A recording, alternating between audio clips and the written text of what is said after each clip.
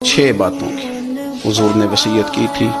سب سے پہلے حضور نے فرمایا تھا ابو ذر مسکینوں سے محبت کرتے رہنا۔ دوسرا نبی پاک صلی اللہ علیہ وسلم نے فرمایا تھا جب بھی دیکھنا نیچے والوں کو دیکھنا، اوپر والوں کو نہ دیکھنا، مالداروں جاگیرداروں پہ توجہ نہ کرنا، ذہن خراب ہوگا، نیچے دیکھنا، غریبوں کی طرف توجہ رکھنا۔ تیسرے نمبر پر نبی پاک صلی اللہ علیہ وسلم نے فرمایا تھا ہر حال میں حق بات کہنا اگرچہ وہ کڑوی ہو۔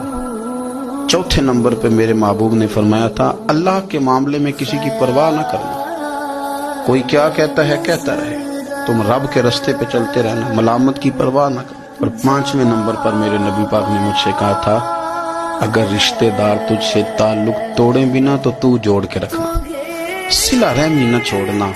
اور 6 نمبر پر حضور نے فرمایا تھا اللہ کے عرش کے خزانوں میں سے خزانہ ہے لا حول ولا قوت الا باللہ العلی العظیم۔ حضور نے